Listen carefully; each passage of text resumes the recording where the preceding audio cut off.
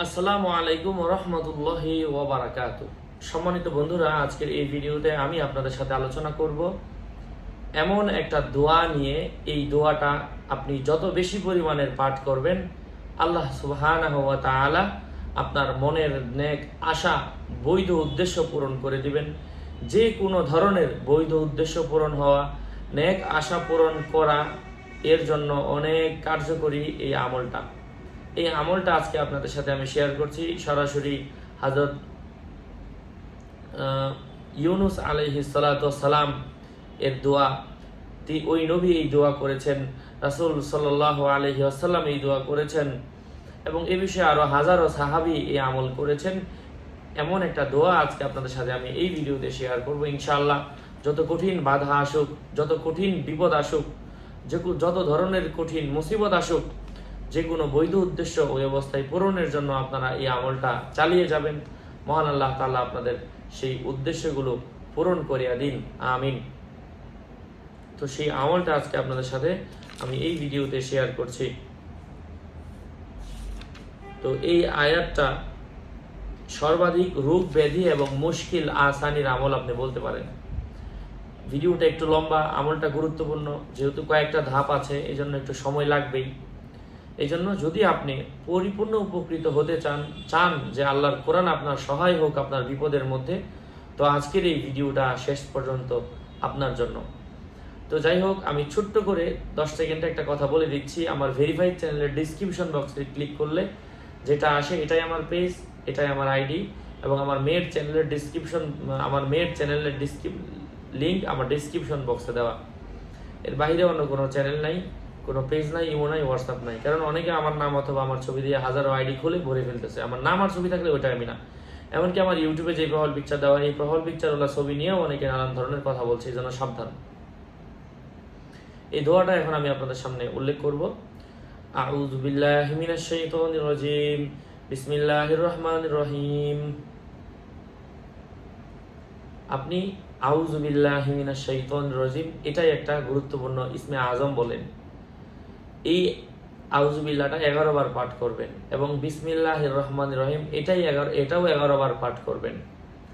তারপর একটা দরুদ শরীফ, আল্লাহুম্মা সাল্লি আলা মুহাম্মাদি ওয়া আলা আলি সাইয়্যিদিনা মুহাম্মাদি ওয়া বারিক ওয়া সাল্লিম। এই দরুদ শরীফটা আপনি প্রত্যেক দিন 1000 বার করে পাঠ করবেন। এই আমল এভাবে, এই নিয়মে আউযুবিল্লাহ, বিসমিল্লাহ এবং এই দরুদ শরীফ, এবং 100 বার লা ইলাহা ইল্লা আনতা সুবহানাকা ইন্নী কুনতু মিনাজ জালিমিন এটা পাঠ করবেন। এভাবে আপনি প্রত্যেক দিন 100 বার দরুদ শরীফ, ওই যে দরুদ শরীফটা বললাম, এবং 100 বার লা ইলাহা ইল্লা আনতা সুবহানাকা ইন্নী কুনতু মিনাজ জালিমিন পাঠ করেন। 11 বার আউযুবিল্লাহ, 11 বার বিসমিল্লাহ পাঠ করেন, এবং যে কোনো উদ্দেশ্য পূরণ হওয়ার জন্য আল্লাহর কাছে দোয়া করেন। ওই আল্লাহ আপনার দেওয়ার জন্য যথেষ্ট, ইনশাআল্লাহ। এটা হচ্ছে একটা নিয়ম উদ্দেশ্য পূরণ হওয়ার। ঠিক এটা পূরণ হওয়ার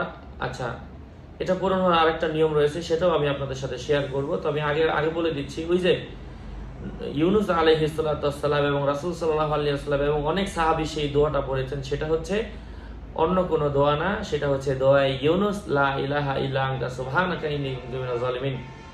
আল্লাহ তাআলা বলেন, ওয়া নাজ্জাইনাহু মিনাল গাম্মি ওয়া কাযালিকা নুনজিল মুমিনিন। যেমন ভাবে আমি ইউনুসকে মাছের পেট থেকে রক্ষা করেছি, এমন ভাবে প্রত্যেকটা মুমিনাত যখন কোনো বিপদে পড়ার পর এই দোয়াটা পড়বে, আমি সবাইকে রক্ষা করব। এটা আল্লাহর ওয়াদা, আল্লাহ বলেন আমাদেরকে। এই জন্য এই দোয়ার বিকল্প নাই। দোয়ার অনেক ফজিলত, যা আল্লাহ রাসূল সাল্লাল্লাহু আলাইহি ওয়াসাল্লাম নিজেও করেছেন।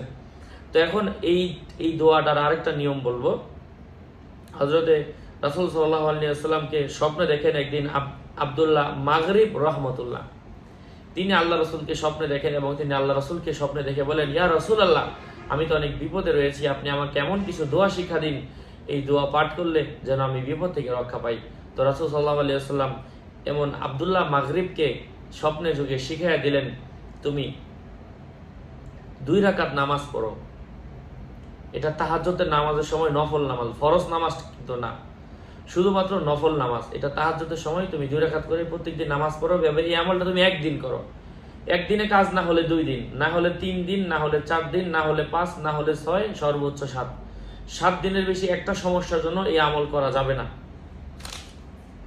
তারপর অন্য আমল করতে হবে। আশা করছি 7 দিনের মধ্যে মুশকিল আসান হয়ে যাবে, যেহেতু আল্লাহ রাসূল সাল্লাল্লাহু আলাইহি ওয়াসাল্লাম 7 দিনের বেশি আমল করতে নিষেধ করেছেন ওই সাহাবীকে স্বপ্ন যুগে।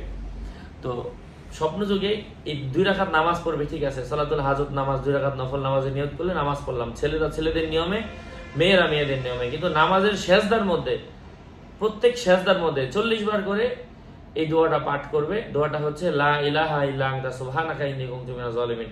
3 বার সুবহান রাব্বিয়াল আলা বলার পরে লা ইলাহা ইল্লা আনতা সুবহানাকা ইন্নী কুনতু মিনাজ জালিমিন।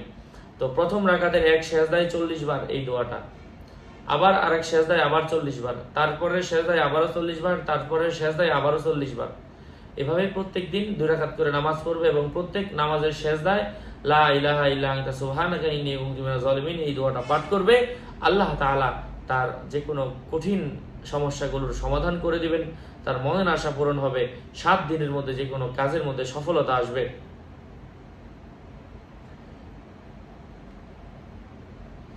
এই কালিমার আরেকটা নিয়ম রয়েছে, অর্থাৎ দোয়ায়ে ইউনুসের আরেকটা নিয়ম রয়েছে। সেই নিয়মটা হচ্ছে একাধারে 40 দিন, প্রত্যেক দিন 11,000 বার করে, 11,000 বার করে যে কোনো সময় উঠতে বসতে সারাদিনে মিলিয়ে 11,000 বার লা ইলাহা ইল্লা আনতা সুবহানাকা ইন্নী কুনতু মিনাজ জালিমিন পাঠ করবে।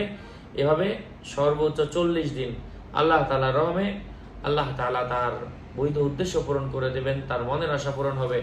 মনের আশা পূরণ করার জন্য অনেক পরীক্ষিত এই আমলটা। আল্লাহ সুবহানাহু ওয়া তাআলা আমাদের সবাইকে আমলের তৌফিক দান করেন। আরো আপডেট পেতে সাথেই থাকবেন। আসসালামু আলাইকুম ওয়া রাহমাতুল্লাহি ওয়া বারাকাতুহু।